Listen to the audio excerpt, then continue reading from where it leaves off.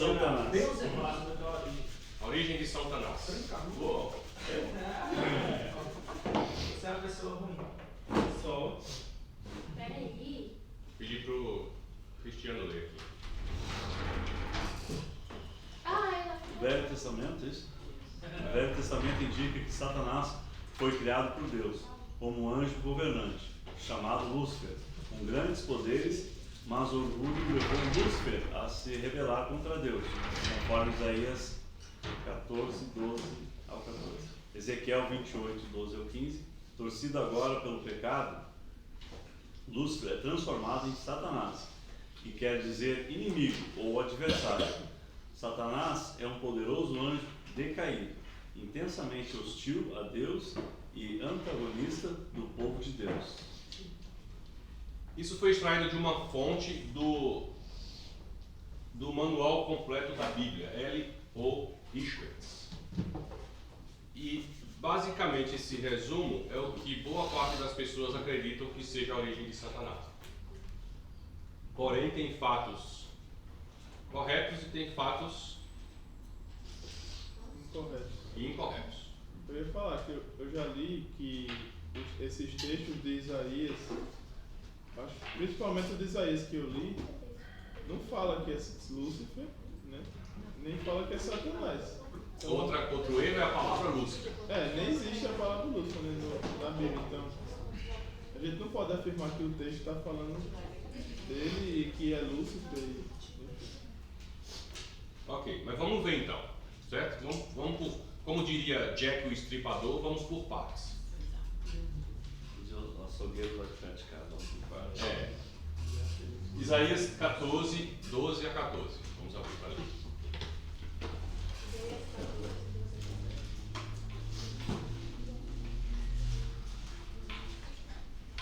Quer ler? Sim, por favor. Quer ler? Como caíste desde o céu, ó Lúcifer, filho da alva.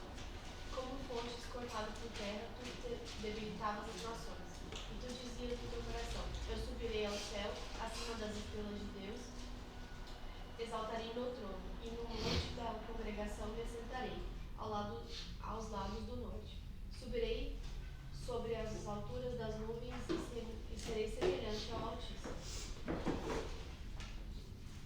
Talvez esse seja o texto mais usado quando alguém vai estudar sobre a origem de Satanás. E a gente tem que estar aberto a considerar que seja uma descrição da origem dele, e a gente tem que estar aberto para considerar que não seja a origem dele. Certo? Eu sei que a gente tem uma aplicação direta desse texto, que é a profecia contra o rei da Babilônia, que começa no capítulo 13.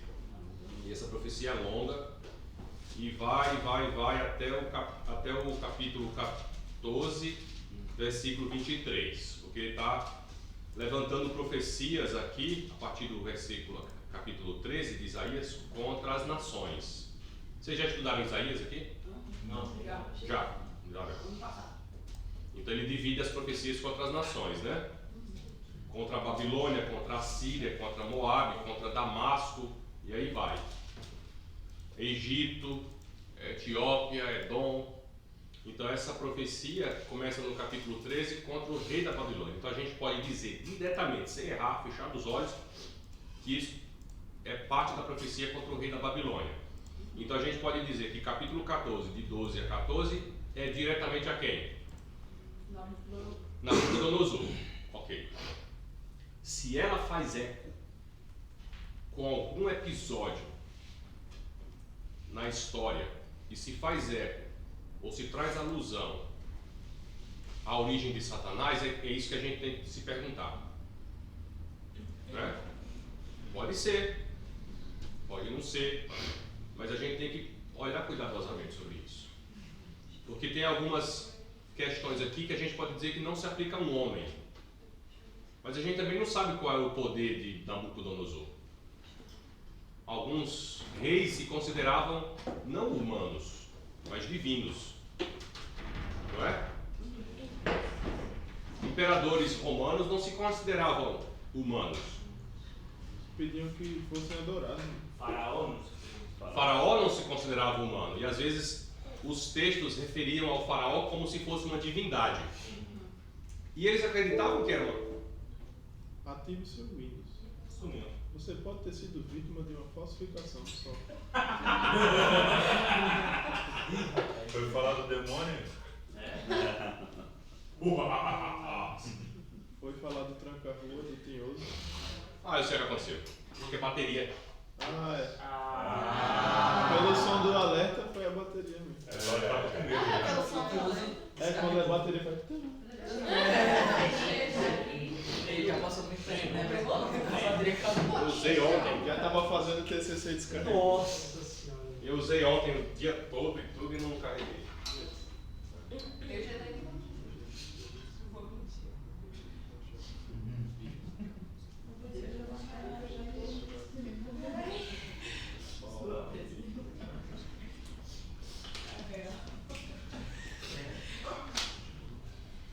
Senhor? Senhor, Ô Ranieri, Renan tá perguntando se tu quer jogar bola com ele amanhã. Mal. Mal Abraão. É. Se tu me conheceste, saberia que seria um risco me chamar para jogar bola contigo. A chance de perderes as pernas seria alta. A gente já tem um Abraão, então mais um. E o preto das torres do Zoro? Isso é uma falácia. Mas não era futebol? Virou luta. É o UFC não. Virou luta, foi, filho? O namorado dela, 3 minutos de jogo, meteu osso com Christopher. Adivinha quem levou a pior? O namorado dela, né? Aí chegou lá chorando na casa dela que tinham machucado ele. Essa sobrou pra mim. Essa sobrou pra mim. Fez o convite Não lá. tem nada a ver com a história, só Não é o UFC não. O bom é que quando ele se converter, ele já sabe a resposta. É. Isso aí é jogo, é açougue.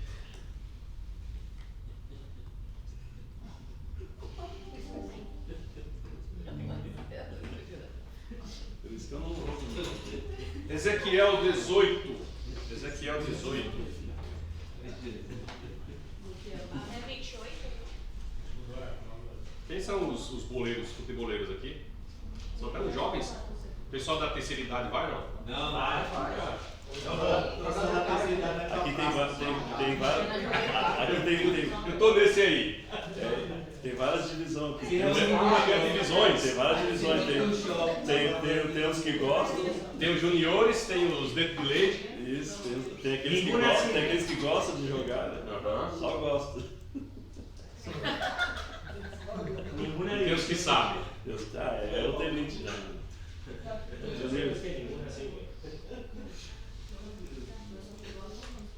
Ezequiel 28, 12 a 16. Pode ler? Filho do homem, erga um lamento a respeito do rei de Tiro e diga-lhes: assim diz o soberano Senhor. Você era uma.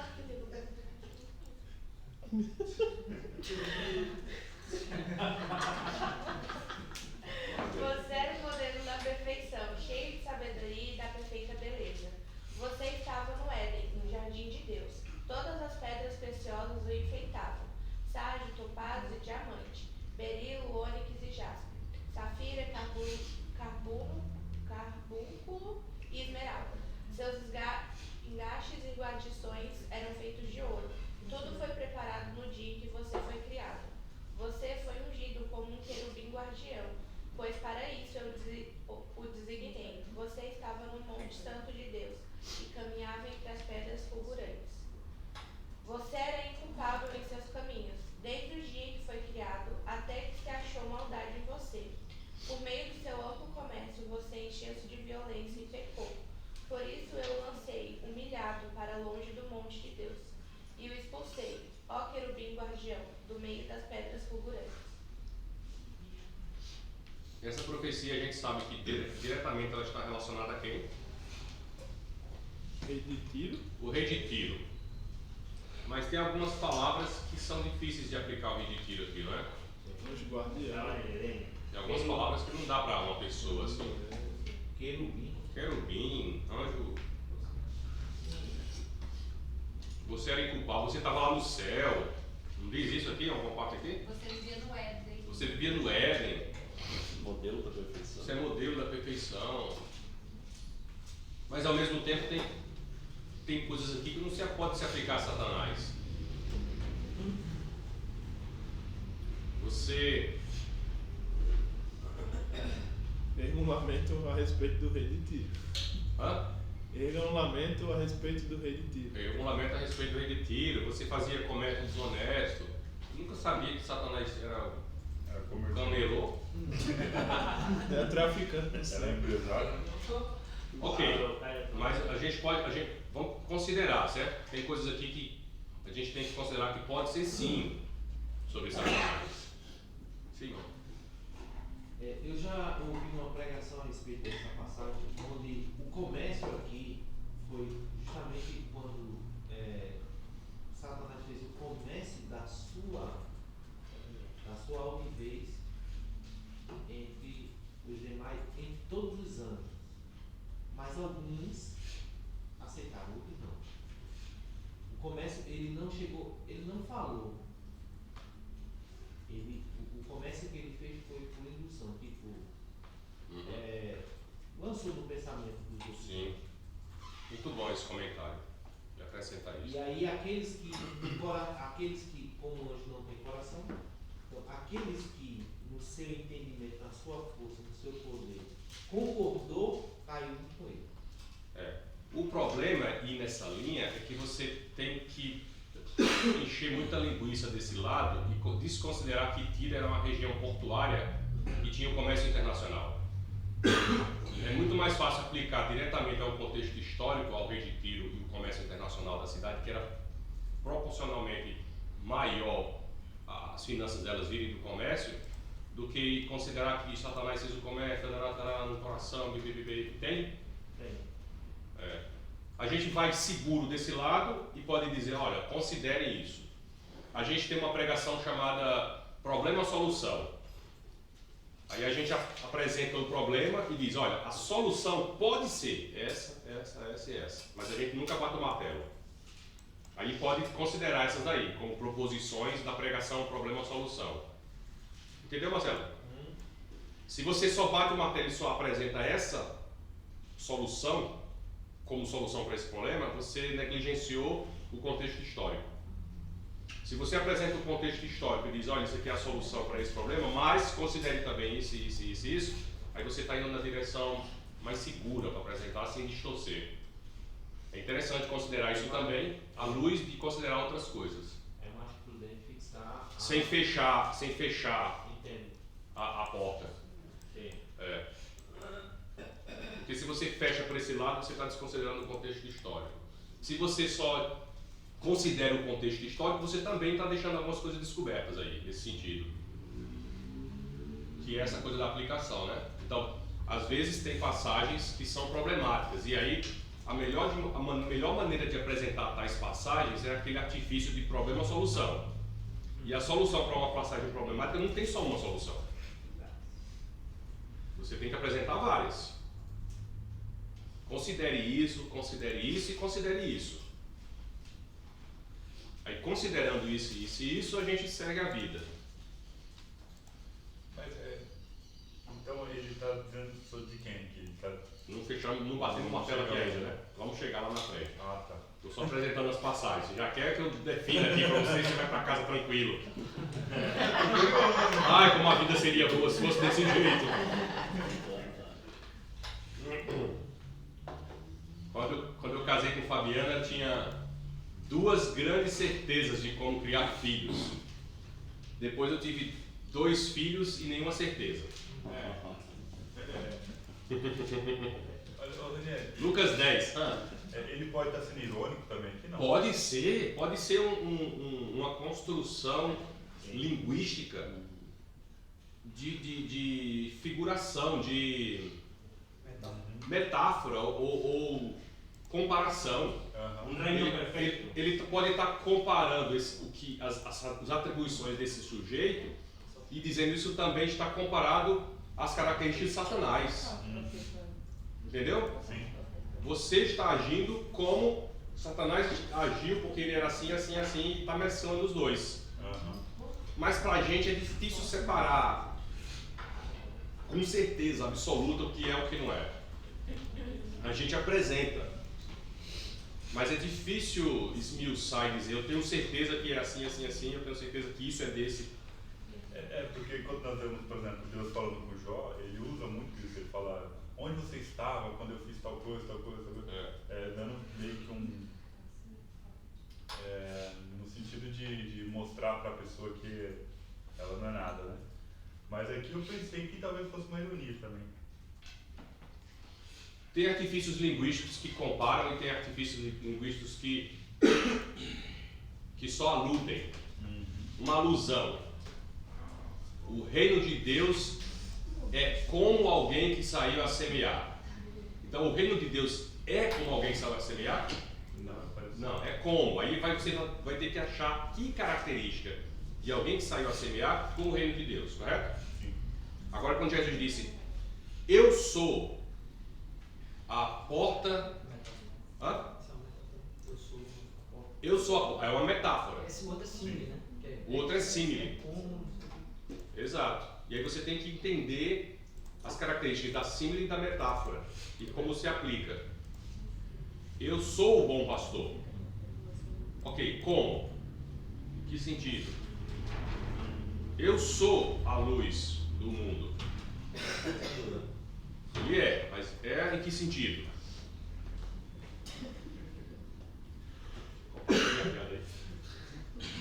Lucas 10, 18. Ele respondeu, eu vi Satanás caindo do céu como relâmpago. Quando isso aconteceu? Aqui no retorno dos 72? Ou ele está falando de algo lá naquele momento da rebelião? Esse eu vi, traduzido no original, quer dizer, eu estava lá, não estava perto? Estava presente. Cadê meu celular? Alguém pode ver em hebraico aí? Em hebraico, não, em grego? É passivo. O que é? Lucas 10, 18.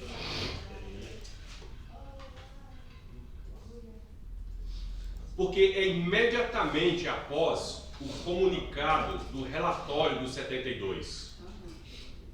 O relatório é, os 72 voltaram alegres e disseram, Senhor, até os demônios se submetem a nós em teu nome. Aí ele, imediatamente a isso ele diz, eu vi Satanás caindo do céu como um relâmpago. Fruto da ação desses 72 que estava vencendo essa batalha naquele momento específico que estava levando o relatório, ou Jesus está falando de uma coisa bem lá atrás? No grego é teorel, e tem alguns significados. O primeiro é ser um espectador, ver, observar, olhar atentamente, ter uma visão de examinar. Aí o segundo é ver mentalmente e considerar. Aí perceber com os olhos, desfrutar da presença de alguém, discernir e distinguir, averiguar, descobrir pela procura. Ok, então ele está falando algo que é imediatamente após esse evento, né? Enquanto ele estava fazendo isso lá, ele estava vendo o evento acontecendo, se desdobrando, e ele estava vendo Satanás caindo do céu. Talvez não falasse uma coisa lá no passado. Ou que na mente dele estivesse associando aquilo com o que aconteceu lá. A vitória dessa batalha que eles estavam travando, de 72, talvez aludiu a alguma coisa da mente de Cristo que remetia lá no passado à queda de Satanás. Então é problema-solução. Problema-solução a gente não apresenta só uma. Apresenta várias. E não tem como bater o martelo. Apocalipse 12, 7 a 9.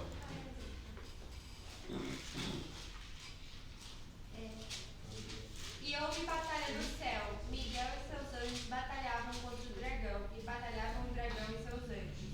Mas não prevaleceram, nem o seu lugar se achou no céu. E foi precipitado o grande dragão, a antiga serpente chamada. Saúde. E o outro? Dagrão, aquela falou Dagrão, foi isso? Uma vez o irmão lendo as escrituras leu Zé Juiz. Foi falar Jesus, falou Zé Juiz. Não tem esse Zé aqui não. Vai, Zé Juiz. E foi precipitado o grande dragão, a antiga serpente chamado Diabo, o Satanás, que engana todo mundo. Ele foi precipitado na terra e os seus anjos foram lançados com ele. Também é outra passagem que se usa, né? Também a gente pode usar de problema-solução aqui. Mas ele está aludindo àquele momento que ocorreu na história dessa rebelião. E é escasso, algumas informações são escassas para nós sobre isso. Mas ocorreu. Só que a gente não tem certeza de todos os detalhes. A gente só tem uma leve instrução sobre como isso aconteceu. E as informações que a gente tem são essas que foram reveladas, mas a nossa tendência é querer preencher os espaços com relação a isso. Eu gostei quando você falou aí sobre isso. Ecoa. Esse versículo ecoa com tal situação. Um evento histórico, né? Ecoa. E o ecoar, a gente tem que entender o ecos, o que é um espelhamento do evento e o que é só uma sombra do evento. E separar uma coisa da outra, né? O que a gente pode dizer?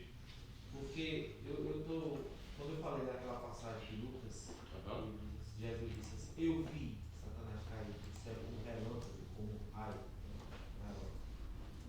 Jesus também, ele lá na frente, em João, ele diz assim, no Evangelho de João, ele diz assim, os judeus dizem assim, tu não tens 50 anos, como tu viste Abraão? Ele disse, Abraão glorificou quando viu o meu dia.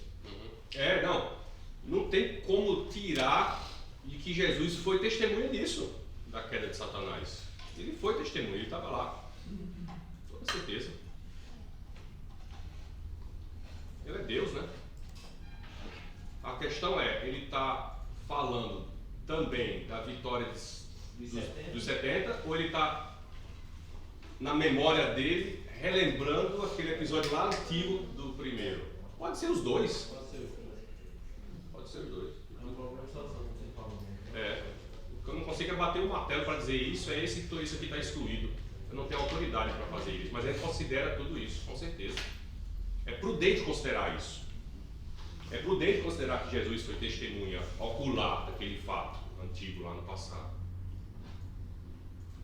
E ele é sabedor dessas coisas, muito mais do que cada um de nós. E que a gente consegue só aceitar alguns fatos e outros a gente fica incomodado por não saber tudo.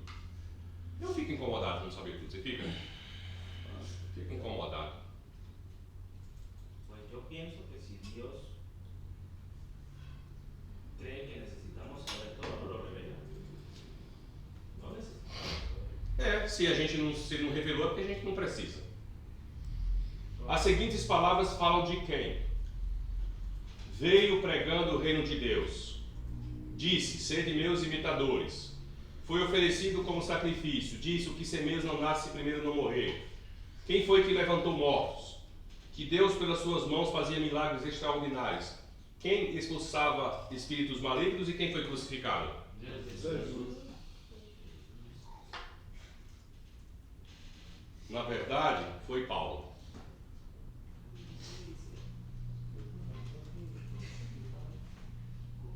Por isso a gente pode ver o rei de Tiro e dizer é Satanás, ou pode ver o rei da Babilônia e dizer é Satanás.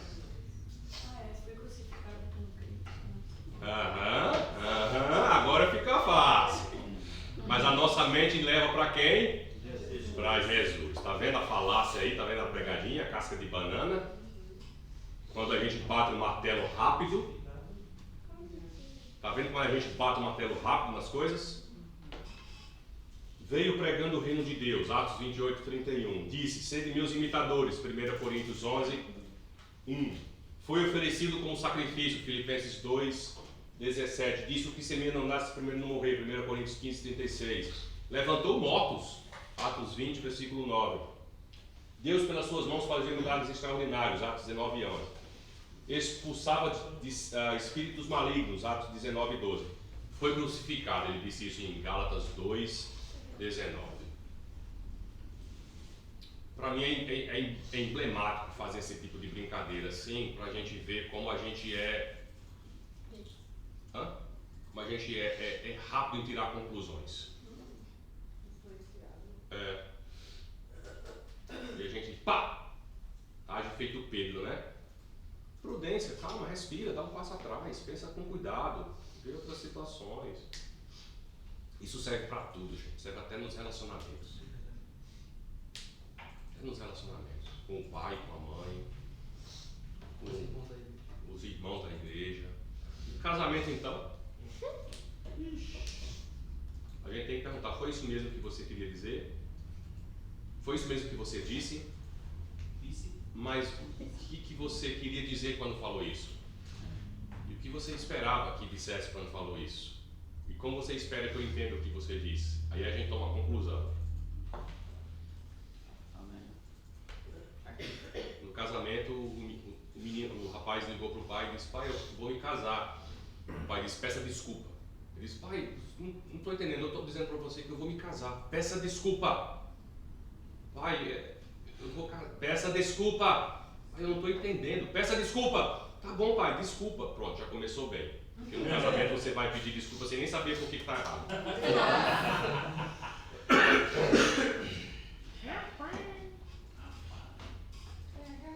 Então, quem é nesses textos? Problema, solução, né? A gente bate o martelo em algumas coisas e nas outras coisas a gente fica com o martelo na mão, assim, esperando bater. Porque tem algumas palavras que são difíceis pensar que é uma pessoa. Tu és o sinete da perfeição. Aí claro que a gente não considera que é um ser humano.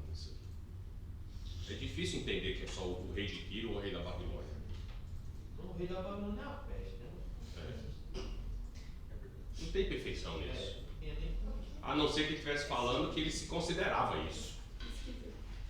Mas não dá para considerar que ele era. Satanás ele pode considerar que já foi, né? Faz sentido. Satanás, o rei da Babilônia nunca foi. Cheio de sabedoria e formosura. Sim, esses reis tinham sabedoria, mas formosura? Não, formosura nisso não. Babilônia não era formosa. Formosa era muito. Estava no Éden, jardim de Deus. Aí é que complicou. Isso não é uma frase que a gente consegue aplicar aos reis de Tiro ou da Babilônia. Falando sobre isso. Todas as pedras preciosas te cobriam. Então, pela riqueza dos reis, poderiam ser que tivesse isso, esse sentido. No dia em que fostes criado, talvez remetesse essa coisa da criação lá no começo, né?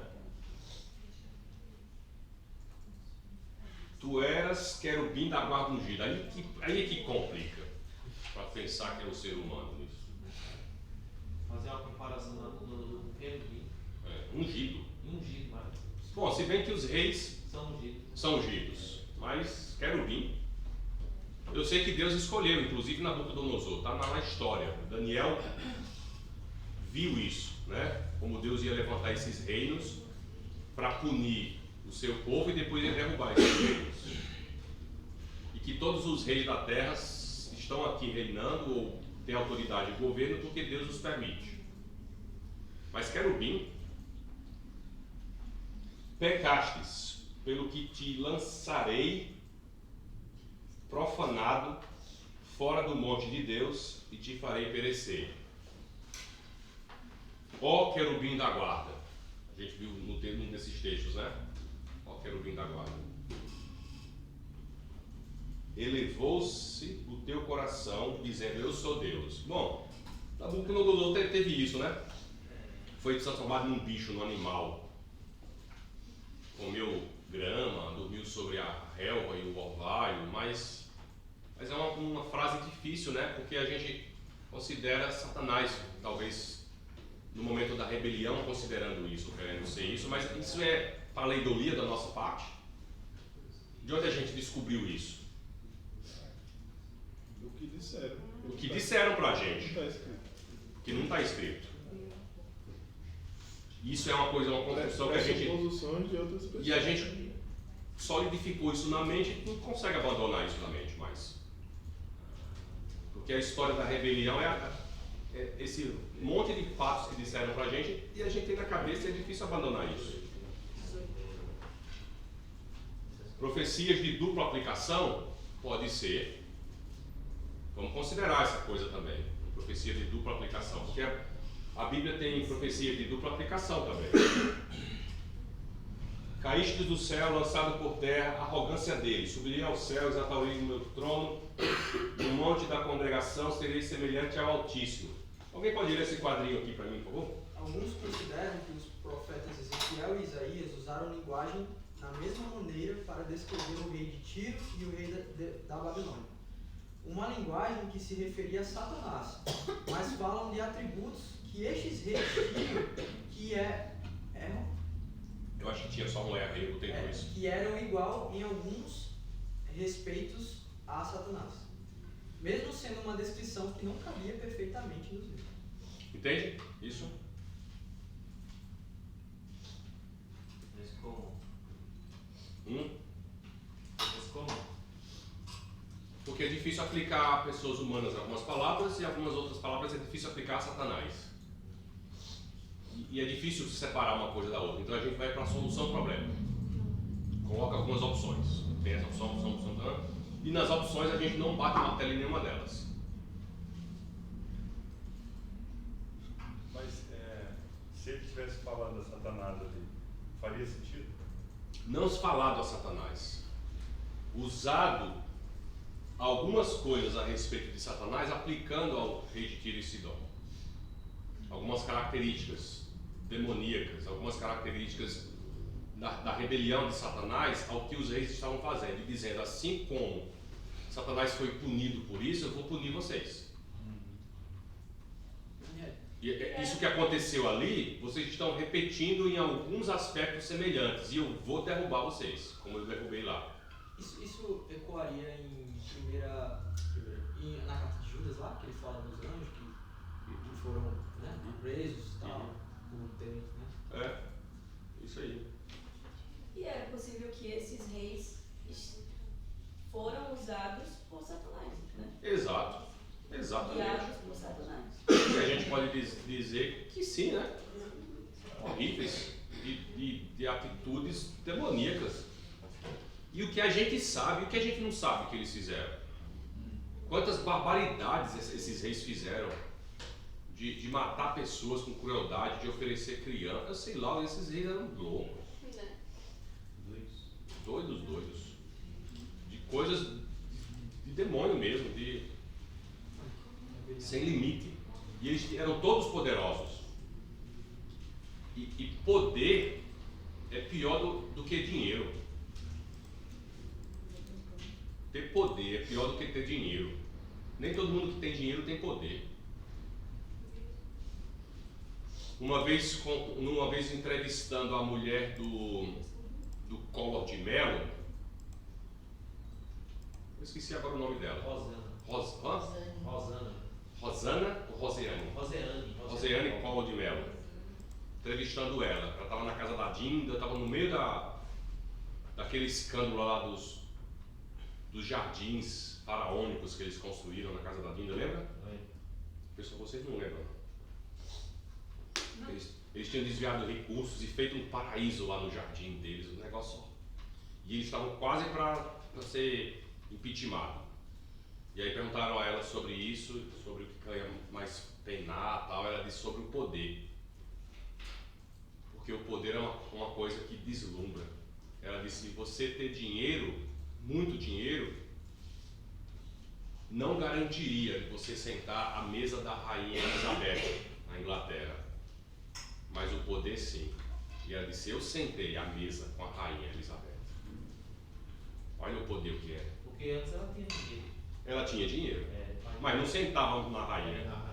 Aí por isso eu tenho o poder. O poder abre, imagina o poder desses caras. Não é? Emborracha. Não tinha ninguém que dissesse: você está fazendo errado, pare de fazer isso. Em algum momento houve uma rebelião no céu.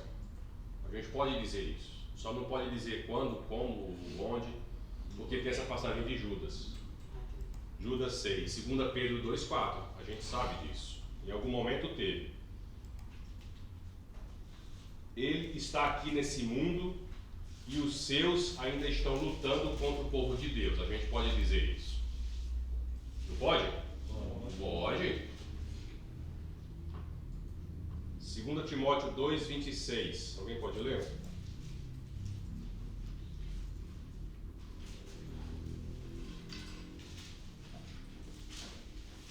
Para que assim voltem à sobriedade e escapem da armadilha do diabo, que os aprisionou para fazerem a sua vontade. Tem uma armadilha, não tem armadilhas aqui? Tem armadilhas. Ele está aqui nesse mundo e os seus aliados estão lutando contra o povo de Deus. 2 Coríntios 4,4.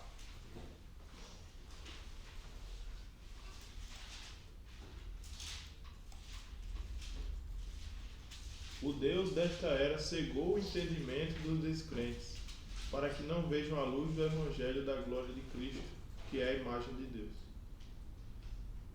O Deus dessa era? Quem é o Deus dessa era? E ele tem o poder de cegar o entendimento das pessoas? E essa declaração não foi feita por Jesus. Eis que vem o príncipe deste mundo. Aí vem o príncipe deste mundo. Não é brincadeira não, gente. Não pode andar brincando nessa vida não. Lucas 22, 31.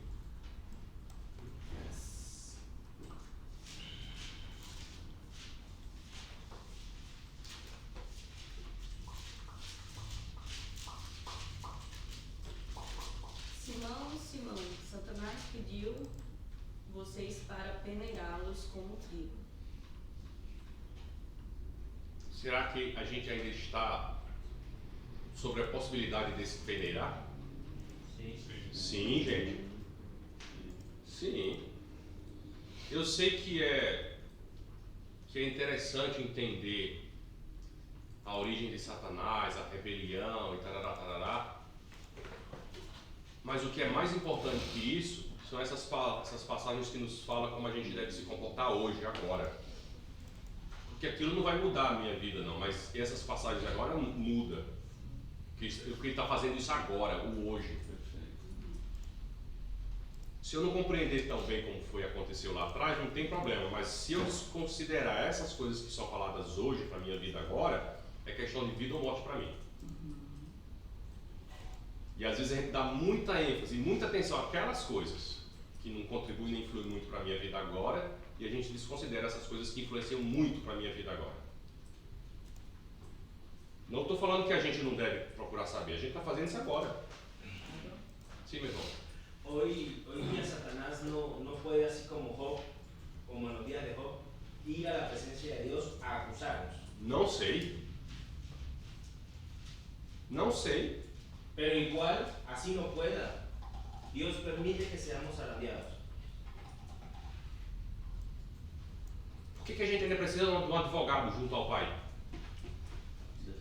Porque existe um acusador. Porque, pois é, não tem o efeito da acusação. Mas por que a gente ainda precisa de um advogado junto ao Pai? A acusação é constante. Mas pelo fato de ele estar amarrado, acorrentado, não muda? Muda para ele, mas para mim pode ser que me dê a falsa impressão de liberdade, de que não está dominado, vou fazer o que eu quiser agora.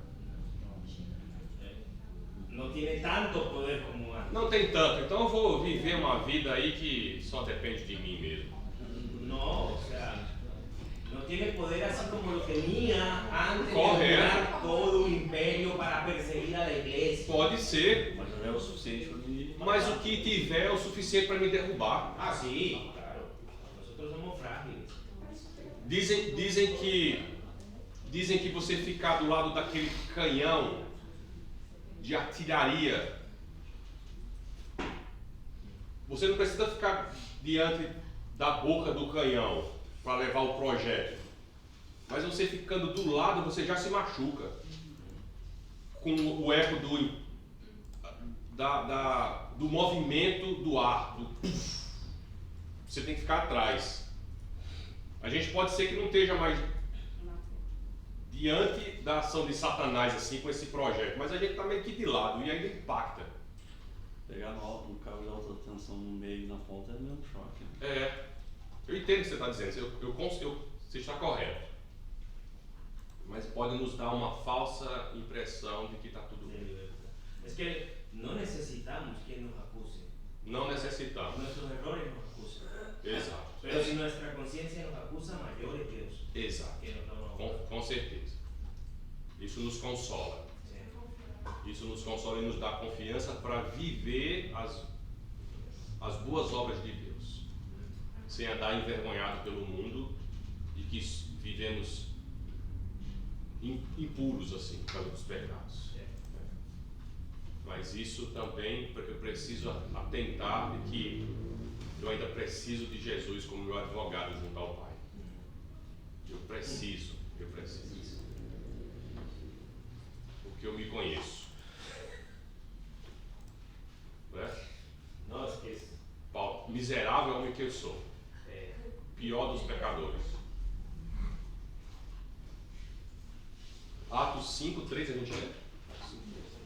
Então perguntou Pedro: Ananias, como você permitiu que Satanás enchesse seu coração, a ponto de você mentir ao Espírito Santo e guardar para você uma parte do dinheiro que recebeu pela propriedade? Será que foi Satanás pessoalmente que fez isso? Nasceu no coração dele. Algo que nasceu lá no coração dele. Algo que nasceu no coração dele que é correlacionado à obra de Satanás. E mesmo que Satanás pessoalmente não tenha feito isso, ainda é uma ação maligna, né? Que ele permitiu e mentiu ao Espírito Santo. Então as armadilhas de Satanás estão aí e ele e seus aliados estão lutando contra o povo de Deus com essas sequelas que estão pelo mundo, que encontram eco no nosso coração, que às vezes tem propensão para pecar e se rebelar contra Deus. Ele atua nos filhos da desobediência. Quem pode ler Efésios 2:2? Os quais andaste outrora, segundo o curso deste mundo, segundo o príncipe da potestade do ar, do espírito que agora atua nos filhos da desobediência. Tem uma atuação ainda nesse mundo, gente. Vamos andar de maneira sóbria e vigilantes, com sobriedade, atentos, acordados. A gente precisa estar acordado. Não vamos entorpecer a nossa mente com coisas mundanas e andar anestesiados neste mundo, cogitando consumismo materialista, vaidade, orgulho, rancor, raiva, lascívia, cobiça. Vamos tirar tudo isso dos nossos corações e limpar a luz de Cristo e preencher, substituindo todas essas coisas com o fruto do Espírito Santo, com o caráter de Cristo, com tudo que é puro, verdadeiro, com tudo que é alto, com tudo que é nobre. É isso que convém a nós, filhos de Deus, os santos.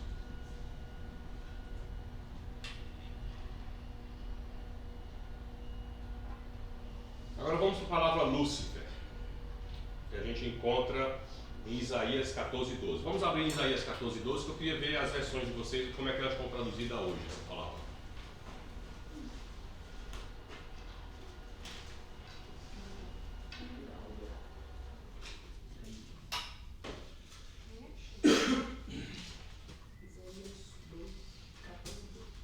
Lembra que a gente já leu essa passagem, né?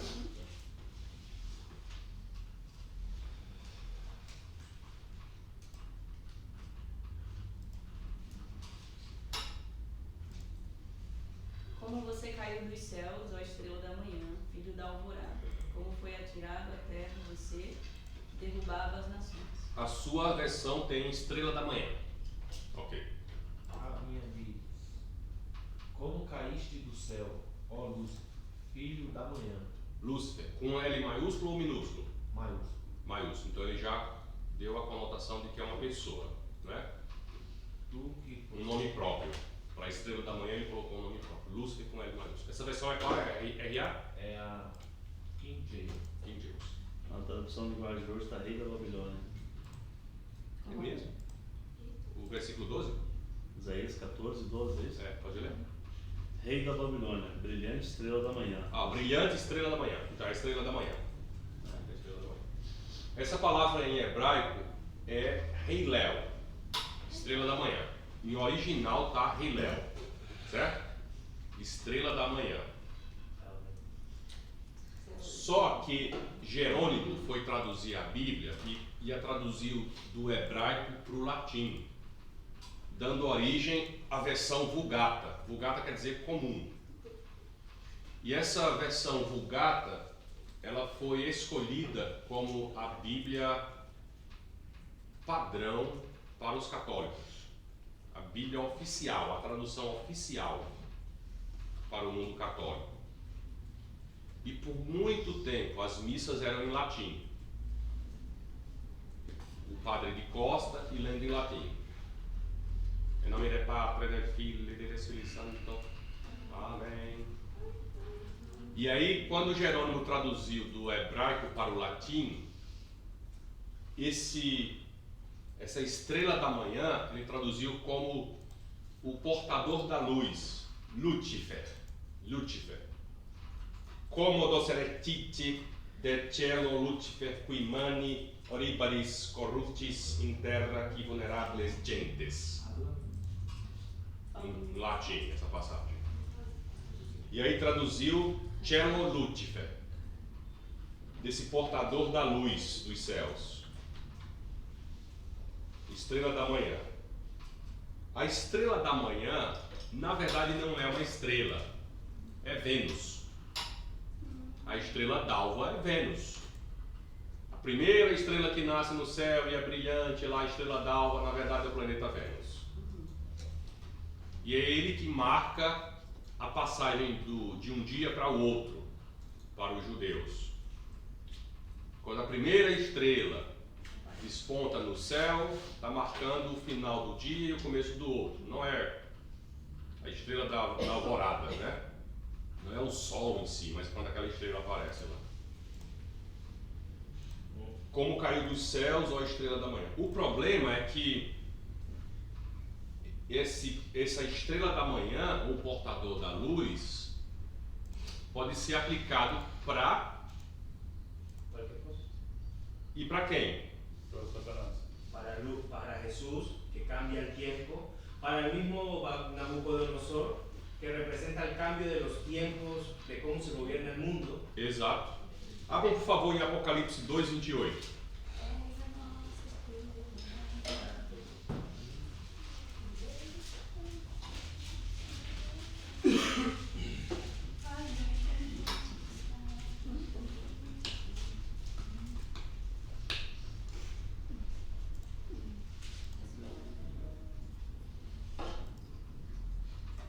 Eu lhes darei a mesma autoridade que recebi do meu Pai, e também darei a vocês a estrela da manhã.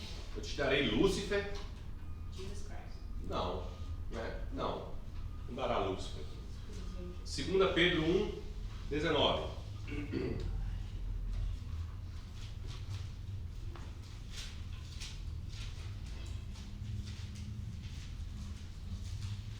Assim, temos ainda mais firme a palavra dos profetas, e vocês estarão bem se a ela prestarem atenção. Como uma candeia que brilha em lugar escuro até que o dia clareie e a estrela da alva nasça no coração de vocês. Não pode ser Satanás aí, né? Substituição, essa estrela que vai clarear. Apocalipse 22, 16. Eu, Jesus, enviei o meu anjo para dar a vocês este testemunho concernente às igrejas. Eu sou a raiz e descendente de Davi, e E a resplandecente estrela da manhã. Quem é a estrela da manhã aí?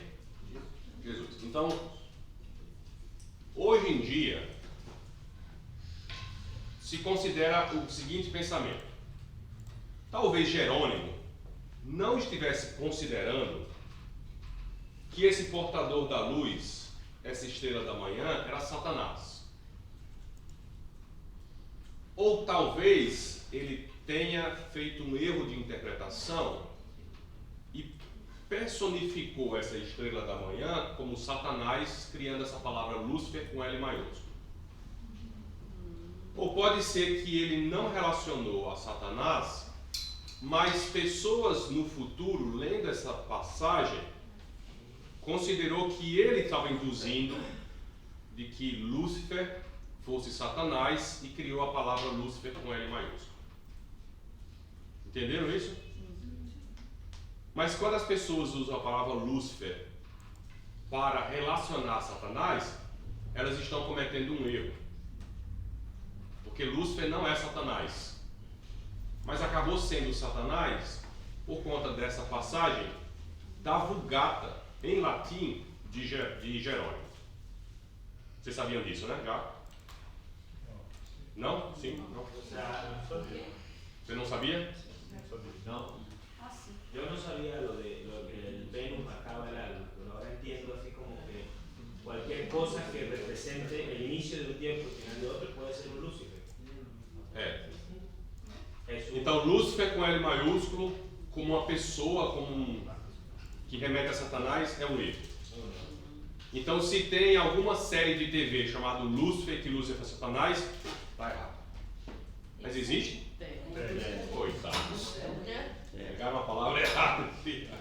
Vamos dar um intervalo que a gente já está 1 hora conversando aqui.